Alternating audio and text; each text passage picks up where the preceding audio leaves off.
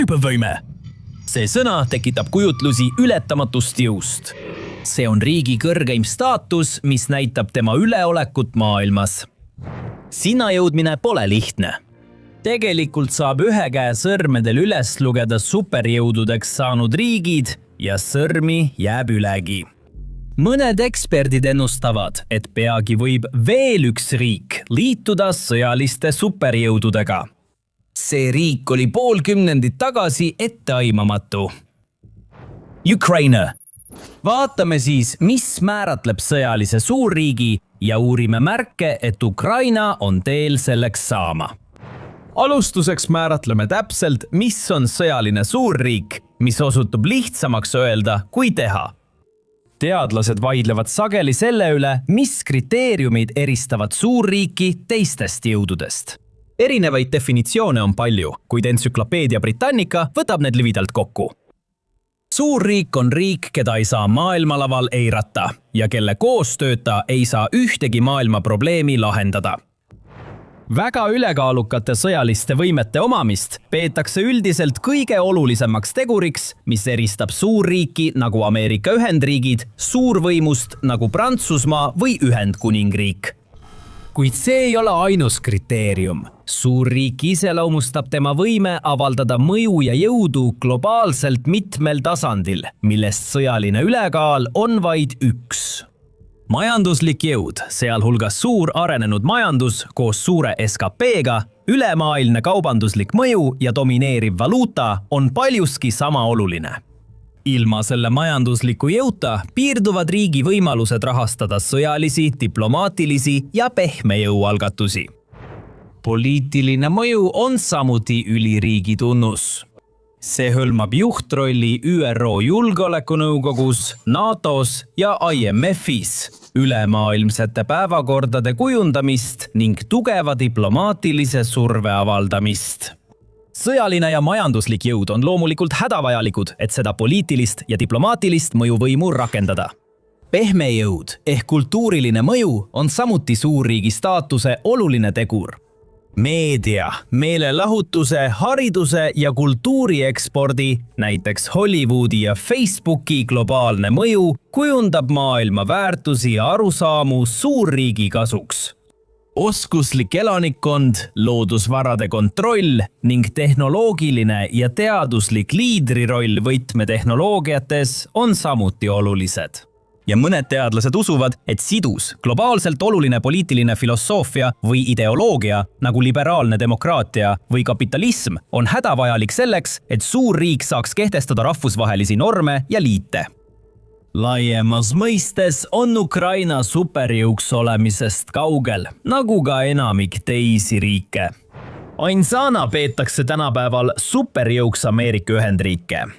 Enamik teadlasi pidas Nõukogude Liitus superjõu rivaaliks, kuid vähesed peavad praegu Venemaad superjõuks. See jääb kaugele maha majanduslike, pehme jõu ja demograafiliste nõuete osas.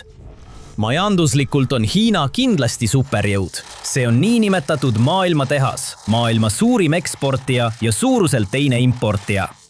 Ja kui mõõta ostujõu pariteedi järgi, on selle SKP märkimisväärselt suurem isegi kui USA-l. See jääb sõjaliselt ja muude näitajate poolest USA-st maha, mistõttu eksperdid peavad seda tõusvaks, mitte juba saavutatud superjõuks. Kõiki kolme riiki, Suurbritanniat ja Prantsusmaad, peetakse mõnede näitajate järgi superjõududeks. Aastaks 2050 on mõned ennustanud, et sellised riigid nagu Brasiilia, India ja Indoneesia liituvad nendega, vähemalt majandusliku ja globaalse mõju seisukohast. Ameerika Ühendriigid on praegu ikkagi tipus. Kui räägime ainult sõjalisest suurvõimust, mitte laiemast tähendusest, siis on olukord teistsugune. Just sõjanduses esitab Ukraina oma suurvõimu pretensiooni. Just sellist teravat ja põhjalikku analüüsi me siin sõjasaates pakumegi. Telli meie kanal, et saada iga päev värsked ja olulised sõjauudised ning analüüsid. Sõjalist suurvõimu iseloomustab võime ülemaailmselt rakendada püsivat ja ülekaalukat jõudu mitmes valdkonnas. Tavaliselt on 5 olulist tegurit. Esimene on ülemaailmne jõuprojektsioon ehk võimekus paigutada ja toetada sõjalisi jõude üle maailma välisbaaside, strateegilise õhuveo ja mereväelaevastike toel. USA on juhtpositsioonil, omades üle 800 välisbaasi, suurt lennukite ja tankurite laevastikku ning 11 tuumajõulist lennukikandjat. Selline jõud võimaldab kiiret reageerimist ja pidevat kohalolekut üle kogu maailma. See on valdkond, kus Ukrainal on enim arenguruumi, et saada sõjaliseks suurriigiks. Ukraina on siiski edenenud ja Venemaast eriti merel suuresti möödunud. Ukraina väed tegutsevad üha aktiivsemalt Sudaanis, Malis ja Iraanis. Enamik tegevusi on suunatud Vene vägedele või nende toetatavatele kohalikele jõududele. Ukraina sõjaväeluure juht Kirilo Budunov ütles, et nende eesmärk on hävitada Vene sõjakurjategijad kõikjal maailmas. Veraises ja pikaajalises Sudaani kodusõjas valitsusvägede ja mässuliste kiirreageerimisjõudude RSF vahel on teated Ukraina sõjalise sekkumise kohta vastuolulised. Ühelt poolt on väidetavalt Ukraina eriüksused korraldanud droonirünnakuid ja maismaaoperatsioone RSF-i ning neid toetavate kurikuulsa Vene Wagneri palgasõdurite vastu. Teiselt poolt on Sudaani välisministeeriumi ametnik Mohamed Al-Sir väitnud, et Ukraina toetab RSF-i, varustades neid droonidega, mida pakutakse väga madala hinnaga. Võib-olla tegutseb Ukraina mõlemal poolel, nagu ka Venemaa. Kuigi Wagneri palgasõdurid aitavad peaaegu kindlasti RSF-i, säilitab Kreml tihedad sõjalised sidemed Sudaani valitsusega. Kuigi riigid nagu USA, Venemaa, Ühendkuningriik, Prantsusmaa ja Iisrael suudavad maismaal rohkem võimu projitseerida kui Ukraina, on Ukraina merel kiiresti järele jõudmas ja mõnes mõttes juba teistest ette läinud. Ukraina paistab silma, revolutsioneerides meresõda meredroonidega. Enamik tagasihoidlikust mereväest, mille Ukraina päris Nõukogude Liidult iseseisvumisel 1991 aastal kas hõivati või hävitati. Venemaa annekteeris Krimmi 2014 aastal ja alustas sissetungi Ukrainasse 2022 aasta veebruaris. Ukraina on hiljem kasutanud arenevaid mereväedroone, et muuta sõjapidamist Mustal merel, võimaldades väiksemal mereväel asümmeetriliselt Venemaa suuremale laevastikule vastu seista. Nad on olnud nii edukad, et Ukraina mereväe droonitehnoloogia ja ekspertiis on nüüd maailmas väga nõutud. Tõsiasi on see, et Venemaa ja tõenäoliselt paljud teisedki sõjaväed polnud lihtsalt valmis Ukraina mereväe droonidest ja nende kasutusviisist tulenevaks uueks ohuks oma mereväele ja kaubalaevastikule. Mereväe droonid liiguvad sihtmärkide suunas merepinnal või selle all, neid on raske avastada ja tabada. See tähendab, et nende rünnakud tabavad sageli sihtmärki ootamatult, tekitades lisaks füüsilisele hävingule ka psühholoogilist hirmu.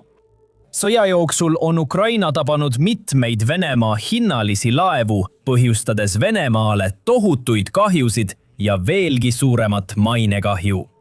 Tuntuimad süsteemid on Magura V5, V6B ja V7, mille töötas välja Ukraina peamine luurevalitsus HUR ning kasutab 385 mehitamata meresõidukite brigaad. Sellele lisandub ka Sea Baby, mille on välja töötanud Ukraina julgeolekuteenistus ehk SBU. Mitmeotstarbelised mehitamata meresõidukid, USV-d, täidavad erinevaid ülesandeid. Need suudavad teha luuret, jälgimist, miinitõrjet ja olulisi kamikaatserünnakuid. Nimi Magura omab 2 tähendust. See on slaavi sõdalasjumalanna nimi, kuid nüüd tähistab ka merelise autonoomse valve mehitamata robotseadet. Algne Magura V5 esitleti 2023.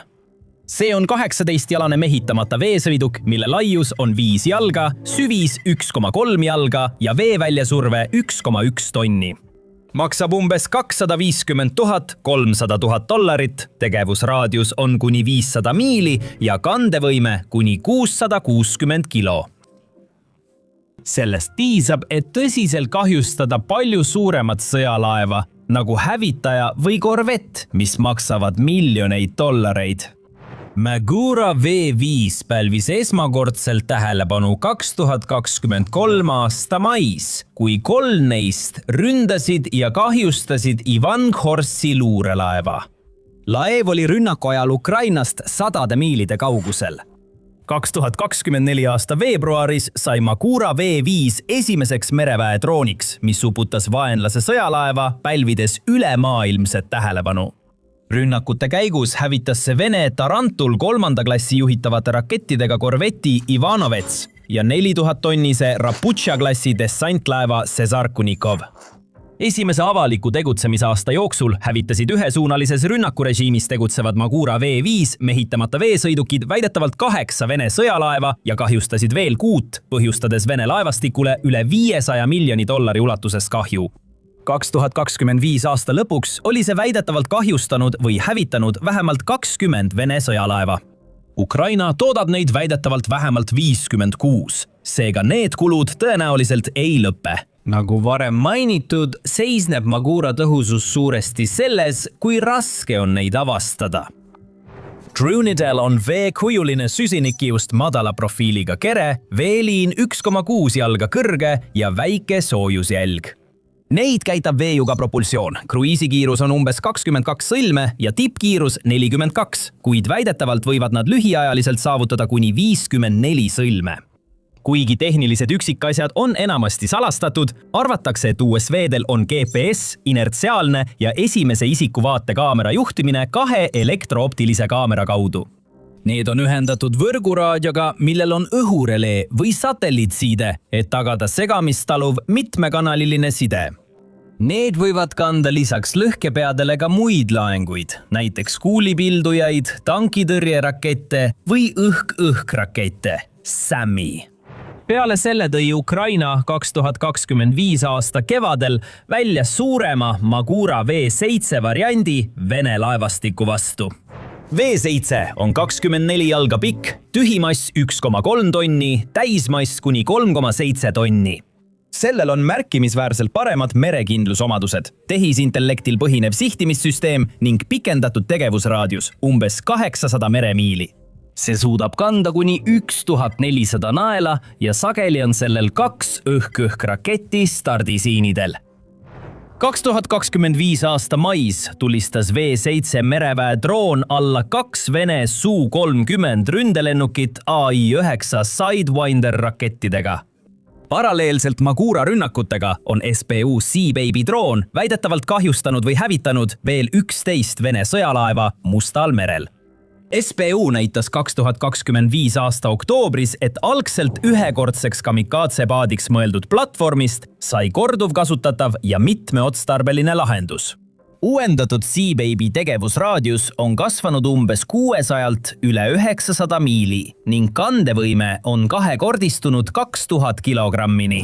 Nagu V7 saab sellele paigaldada ka kaugjuhitavaid relvasüsteeme, sealhulgas mitmikraketiheitjaid ja kahureid. SBU brigaadikindral Ivan Lukaševitši sõnul on uutel alustel tehisintellektiga sihtimissüsteemid. Need suudavad välja lasta väikseid õhuründedroone ja isehävitussüsteeme, et vältida vaenlase kättesattumist. Magura ja Seababy mehitamata meresõidukid on põhjustanud suurt kaost Vene Musta mere laevastikus. Paberil on laevastiku suuruse ja Ukraina tillukese traditsioonilise mereväe vaheline ebavõrdsus nii suur, et keegi ei osanud ette näha, kui tõhusad need tegelikult olla võivad. Lõpptulemusena pidi Musta mere laevastik Krimmist kaugele Novorossijskisse põgenema. Veelgi enam, Ukraina mereväe droonid, eriti pikema tegevusraadiusega merelapsukesed, on muutnud Venemaa kaubalaevastiku, eriti sanktsioonidest kõrvale hoidva niinimetatud varilaevastiku jaoks olukorra ohtlikuks. Ukraina on juba mitu Vene naftatankerit tõsiselt kahjustanud, jättes need pikaks ajaks rivist välja. Ja need rünnakud pole toimunud ainult Mustal merel, vaid ka Senegali rannikul, kaugetes Venemaa sadamates ja Vahemerel. Venemaal on olukord nii halb, et nad peavad ilmselt saatma sõjalaevu kaubalaevu kaitsma, mis suurendab ohtu ja nõrgestab mereväekaitset kodumaal. Ukraina on oluliselt muutnud mereväe sõjapidamist. Teiste riikide sõjalaevad on selle tehnoloogia tõttu sama ohustatud kui Venemaa omad ning Ukraina on selge liider. Pole üllatav, et Ukrainal avaneb kasumlik mehitamata meresõidukite eksporditurg. Leping Red Cat Holdingsiga võimaldas Magura V7 koostamist ja müüki USA-s. Leedu uurib Magura droonide ühistootmist, millest osa saadetaks Ukrainale ja osa jääks Leedule. Ekspordivõimaluste kasv Ukraina sõjatehnoloogiatele näitab, et Ukraina liigub teise sõjalise suurriigi kriteeriumi täitmise poole. Tipptehnoloogia ja mitme valdkonna osakaal. Tavaliselt tähendab see tänapäeval küberrünnakuid, kosmoseoperatsioone, tehisintellektil põhinevaid süsteeme ja 5. põlvkonna platvorme nagu F-35 hävitajad. Ukraina on arendanud droonide kasutamise nii heaks, et teda võib pidada mehitamata süsteemides suurvõimuks. See asjatundlikkus ei piirdu merega, vaid on levinud ka õhus ja aina enam maapinnal. Venemaa on vahet vähendanud ja suutlikkusest tootmismahtu suurendada on õhudroonides Ukrainast mööda läinud. Tegelikult on Venemaa enamiku sõjast pidanud pingutama, et Ukraina uuendustele vastumeetmeid leida. FPV kamikaze droonid on muutnud soomuskolonnide manööversõja ohtlikuks ning mitmekesised kaugmaa ründedroonid pommitavad igal ööl sügaval Venemaa sees üha rohkem sihtmärke. Ukrainast on saanud droonide suurvõim, kuid mitte ainult droonid ise ei erista Ukrainat, vaid ka leidlikud viisid, kuidas neid kasutatakse. Tõestuseks piisab kuulsast operatsioon Ämbliku võrgust. Kohtumine, mis jääb kindlasti asümmeetrilise sõjapidamise õpikutesse paljudeks põivkondadeks. Ukraina ründas samaaegselt 5 lennuvälja nii kaugel kui Siberis, kahjustades või hävitades vähemalt 7 Venemaa strateegilist kaugpommitajat. Transpordilennukeid ning võib-olla kõige olulisemana haruldast AWACS-tüüpi kaugluurelennukit. Nad kasutasid 4 rootoriga odavaid kamikaze droone, mis käivitati 5 baasi lähedalt, mitte Ukrainast. Droonide osad smugeldati Venemaale ja pandi salaja kokku. Seejärel laaditi need eemaldatava katusega veokitesse, mida juhid viisid ilmselt baaside lähedale. Katused avati kaugjuhtimisega ja droonid suunati sihtmärkidele. See oli julge ja edukas operatsioon, mida ehk ületas vaid Iisraeli taktikate rakendamine 2025, aasta 12-päevase sõja alguses. See on vaid tuntuim sadadest rünnakutest, mis on Vene sõjamasinale maksma läinud miljardeid dollareid ja mõjutanud selle logistikat, sõjatööstust, naftatootmist ja energiaeksporti. Ukraina võime üha rohkem neid rünnakuid planeerida ja korraldada, näitab, et riik tõuseb sõjaliseks suurvõimuks. Tõsi, järgmised 2 kriteeriumi, et Ukrainat võiks pidada sõjaliseks suurvõimuks, on riigi jaoks veel kaugel ees. Sõjaliseks suurvõimuks teetaval riigil peaks olema kasutada tohutu eelarve ja tööstuslik võimekus. Sõjalise suurvõimu staatus peaks kajastuma ka juhtivates rollides, strateegilistes liitudes ja mõjusfäärides. Ukraina on Euroopa julgeolekuarhitektuuris saanud ainulaadse ja kasvava rolli ning president Zelenski suhtleb Euroopa suurimate riikide juhtidega kui suurriigi juht. Ukrainal on ka eriline suhe NATO-ga. Ukraina sõltub endiselt alliansi otsustest ega oma püsivat kohta ÜRO Julgeolekunõukogus, mida peetakse suurvõimu tunnuseks. Eelviimase kriteeriumi järgi liigub Ukraina kiiresti suurvõimu staatuse poole. See tähendab, et sõjaline suurvõim vajab palju lahinguvalmis tööjõudu ja logistikat. Ukraina logistika sõltub sageli lääne abist oma sõidukite jaoks. Sõda on sulgenud lennujaamad ja Venemaa pommitab raudteid, teid ja sildu. Kuigi Ukraina võib olla tõeline suurriik kahjustatud logistika taastamisel, ei ole tal sõja ajal lihtsalt võimekust sellise logistika infrastruktuuri ülalpidamiseks, mis karjuks suurriigi tasemel. Kuid kui jutt käib tööjõust, on lugu hoopis teine. Ukraina armee, umbes 800 000 mehega, on Euroopa suurim ja 4 aasta kurnava sõja järel ka kõige kogenum ning lahinguküpsem. Tõsisteks probleemideks on hinnanguliselt 310 000 deserteerimist ja kasvav rahulolematus karmide sundmobilisatsioonimeetodite tõttu. tõsiasi on, et 4 aastat pärast sõja algust püsib Ukraina kindlalt suurriigina ega ole kokku varisenud, nagu alguses ennustati.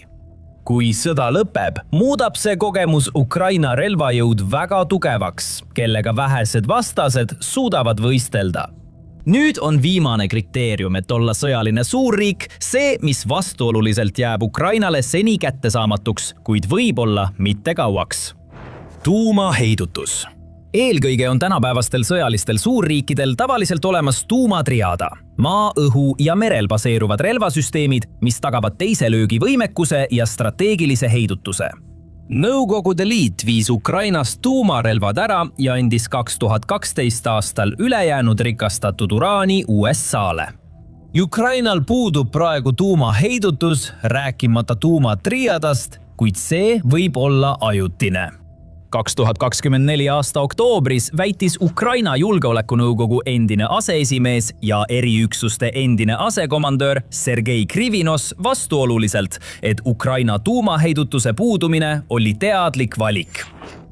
Krivinos ütles Uuselu intervjuus, et pärast rikastatud uraani loovutamist USA-le 2013 aastal Janukovitši kaudu vähenesid Ukraina võimalused märgatavalt.